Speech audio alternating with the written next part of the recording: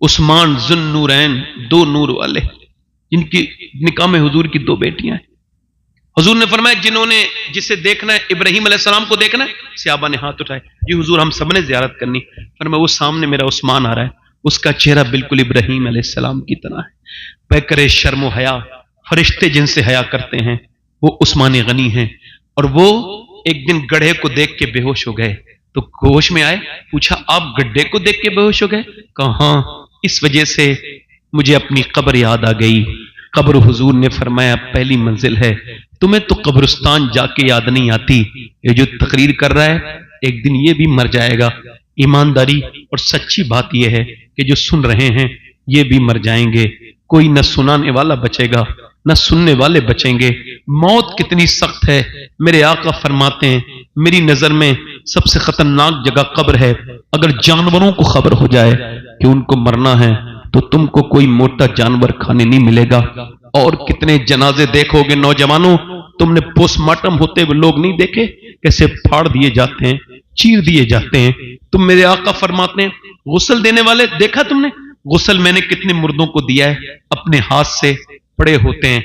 मेरे हुजूर फरमाते हैं जब मुर्दे का हाथ पकड़ता है ना गुस्ल देने वाला, वो कहता है जरा आराम से, जरा नरमी कर, मेरे ऊपर हाथ उठाने में, तेरे हाथ उठाने से मुझे तकलीफ होती है। ये जो तकरीर कर रहा है इसका भी गुस्ल होगा। जरा सोचो तो कितनी दर्दनाक वो जगह है। मेरे आका करीम ने फरमाया तुम लोग मुस्कुराते हो हालांकि तुम्हारी कब्रें तुम्हारा इंतजार कर रही हैं। तुम इतने हम लोग दूर हो गए अपनी खबरों से, दादे मर गए, परदादे मर गए, हम सब मौत की तरफ जा रहे हैं।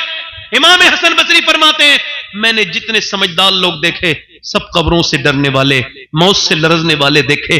उनको डर था कब्र का, और डर नहीं करोगे फिर भी औरत कहने लगी मेरे लाडले आज हटा दिया, कल कब्र में जाऊंगी तो क्या होगा? मेरे लाडले वो नाक में मुंह में कीड़े चलते हैं, कोई नाक में आता है कोई मुंह में चलता है। कभी देखो अभी एक वीडियो देखा गया, उसमें कब्र वाला जो जानवर होता है ना, वो किसी का हाथ निकाल के ला रहा है, किसी का मुंह निकाल के ला रहा है। गुरूर करने वाले, तकब्बुर करने वाले, झगड़े करने वाले सब कब्रिस्तान में चले गए। हमारी बहनें भी इस बात को बिल्कुल फिक्र नहीं कर रही, कॉकरोच से डरती हैं, अल्लाह के अज़ाब से नहीं डरती। औरत बोली मेरे लाडले मुझे डर लग रहा है अपने रब से और उसकी कब्र के अंधेरी से। बच्चा भी डर के बोला मां तू तो बड़ी है, मैं मर गया तो मेरा क्या होगा? मां ने कहा सजदा कर। बेटा सजदे में गया। बेटा जब सजदे में जाके रोया ना तो मां भी रोई और जाके बोली मालिक ये मेरा यतीम बच्चा है, मैं इसकी बेवा मां हूं, मेरे रब मेरे बच्चे को कबूल कर ले। ए बेपना ताकतों वाले, मेरे अंदर कोई ताकत नहीं, तू सारी ताकतों वाला है, तू मौसरे हकीकी है, अपना करम कर दे। मां रोई, बेवा औरत के बच्चे को कबूल कर ले। अल्लाह का फजल हुआ, बेटा नमाजी बन गया, तहज्जुद का रात को रोता था, जवान हुआ, मां का विसाल हो गया, बेटे का भी विसाल हो गया। 750 साल गुजर गए।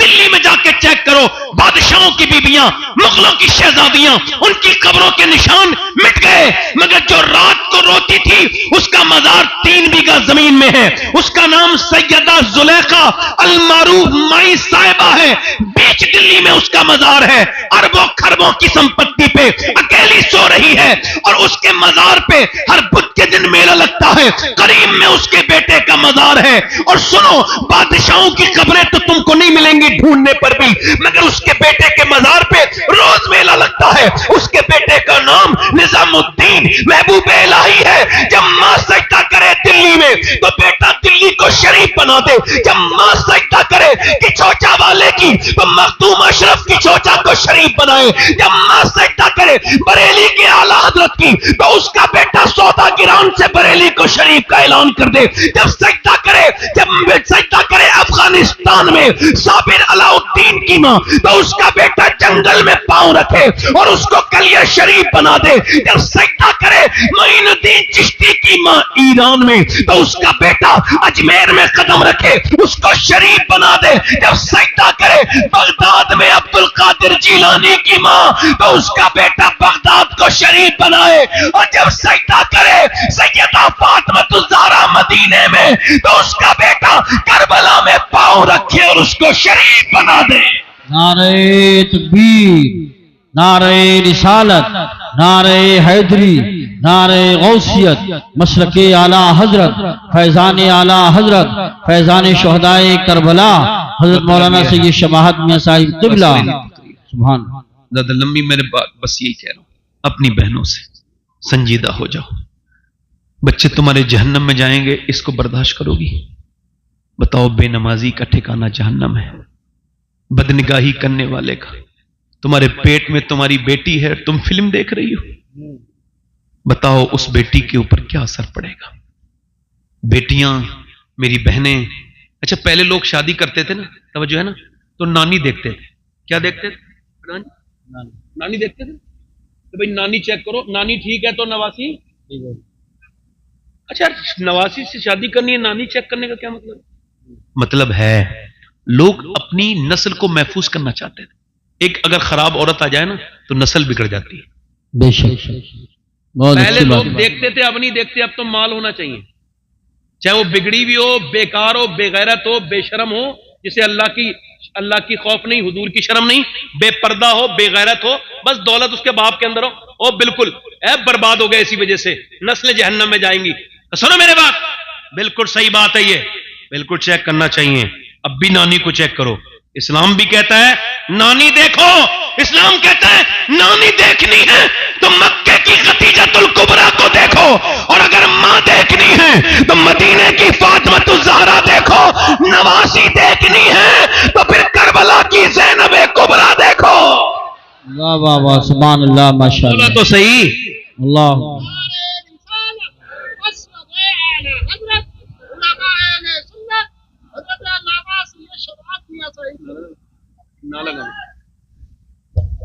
تو جو ہے کہ نہیں، 2 منٹ اور بات کر لیں، ختم کر دیں. دل لگ رہا ہے تھوڑا سا؟ بڑی مہربانی. آپ سوچ رہے ہوں گے میاں بات کرتے کرتے لمبی لے جا رہے ہیں. نہیں بس توجہ، زیادہ لمبی نہیں. بڑی مہربانی خالد صاحب، اللہ تعالیٰ آپ کو جزا دے. دل میں آپ کا سننا اچھا ہے، ورنہ خدا کی قسم حضور سے بغض تھا نا ابو جہل کو. پوری زندگی حضور کی بات سنتا رہا، اس کو حضور کی بات ہی اچھی نہ لگی. اگر بغض ہو جائے نا کسی سے تو اس کی کوئی بات بھی اچھی نہیں. کہتے ہیں نا بھاتے کا لاد بھی اچھی ہوتی ہے، اور نہ بھاتا اگر کسی کو ایسے بات بھی کر دے تو اس سے انسان ناراض ہو جاتا ہے نا. میری بات سمجھ آ رہی ہے؟ اللہ تعالیٰ ہم کو محبت عطا کرے. آمین. جب تک سینے میں کینہ ہے مدینہ نہیں. کینے سے سینہ پاک ہے، دل میں مدینہ ہے. میں بات کر رہا تھا آج کل کی بات، سنیں میں جو بات کر رہا ہوں. 3 دن ہوا ہے، حضرت علی پھر مزدوری کرنے گئے اور پھر اپنے گھر میں آئے ہیں. اے مزدوروں، تمہاری قسمت کتنی اچھی ہے کہ تمہارے نبی نے وہ کام نہیں کیا جو امیر کرتے ہیں، تمہارے نبی نے وہ کام کیا ہے جو امت کے غریب کرتے ہیں. تم کو فخر کرنا چاہیے. بات میں نے زیادہ لمبی نہیں کرنی، مجھے بھی بڑا خیال ہے وقت کا. انشاءاللہ 10-15 منٹ کے اندر یہ بات 1 بجے تک انشاءاللہ ہم سارا کچھ ختم کر لیں گے. 10-15 منٹ رہ گئے بس. اصول کے بعد بہت اچھی وقت پہ آپ نے مجھے مائک بھی دے دیا. ہمارے کیا نام ہے بھائی آپ؟ سہیل اختر صاحب، ہمارے سہیل بھائی نعت اچھی.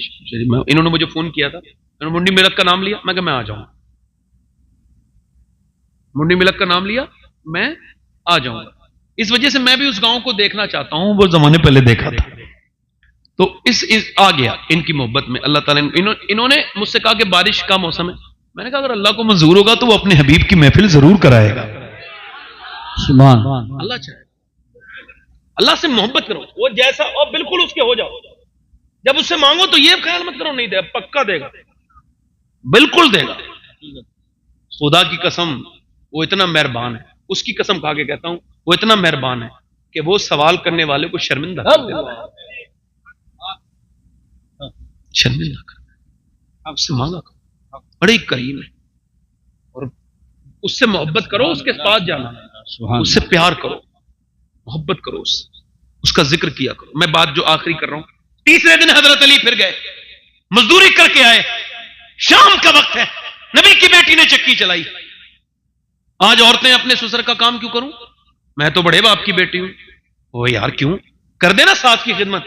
او مولانا صاحب نے بتایا تھا مجھے کوئی ضروری نہیں ہے میرے لیے. اچھا یہ بات تیری صحیح ہے، تو جو بات کہہ رہی ہے اس مولوی صاحب نے آدھی بات تجھے بتا دی، تجھ کو پوری بات سنی اور کہہ رہے میں بڑے باپ کی اولاد ہوں، میں کسی کی خدمت نہیں، اور بتا دو سارے بڑے باپ کی اولادوں کو تو بڑے باپ کی اولاد ہے، مگر اتنے بڑے باپ کی اولاد دنیا میں کوئی نہیں ہے جتنے بڑے باپ کی اولاد فاطمہ الزہرا ہے۔ سبحان اللہ، ماشاء اللہ ماشاء اللہ۔ خاتون جنت نے کام کیے، اپنے گھر میں چکی چلائی، اور حضرت علی آئے شام کے وقت میں، کھانا تیار ہے، کھانا تیار ہو گیا، حضرت علی مولا علی نے پھر انتظار ہو رہا ہے، اذان کیا تو آواز آئی نہیں آئی، ایک آواز آئی میں غیر مسلم ہوں، ایک قیدی ہوں، اسیر ہوں، اور مجھے کچھ دے دیں۔ حضور کی بیٹی نے اٹھا کے دے دیا۔ حسنین کریمین بالکل کمزور ہو چکے ہیں اور انہوں نے پانی سے افطار کیا تیسرے دن، اور جب مسجد میں گئے نا دونوں بچے پیلے تھے، کانپ رہے تھے۔ حضور نے دونوں کو گود میں اٹھایا، کہا علی اللہ نے تینوں دن کی دعوت تیری بڑی قبول کی ہے، اللہ نے بھیجا ہے جبرائیل کو، وَيُطْعِمُونَ الطَّعَامَ عَلَى حُبِّهِ مِسْكِينًا وَيَتِيمًا وَأَسِيرًا۔ ذرا دیکھیں تو اللہ نے، اور سنائے یہ 3 دن کا کھانا اس وجہ سے تھا کہ کربلا کے میدان میں کچھ لوگ کہیں گے 3 دن کوئی بھوکا پیاسا کیسے رہ سکتا ہے، تو اس وجہ سے حسین نے اعلان کیا کربلا کے میدان میں میں نہیں ڈروں گا 3 دن کی بھوک پیاس سے، کیونکہ میرے ماں باپ نے بچپن میں مجھے اس کی پریکٹس کرا کے بھیجا ہے۔ سبحان اللہ، ماشاء اللہ۔ بس بیٹھے، ختم کر رہا ہوں اپنی بات۔ اللہ تعالیٰ آپ کو سلامت رکھے، کسی کا محتاج نہ کرے۔ اور آخری بات میری یہ ہے کہ حسین کا پیغام یہی ہے کہ برائیوں کو آپ ختم کریں، اچھائی۔ ایک آخری بات یہ ہے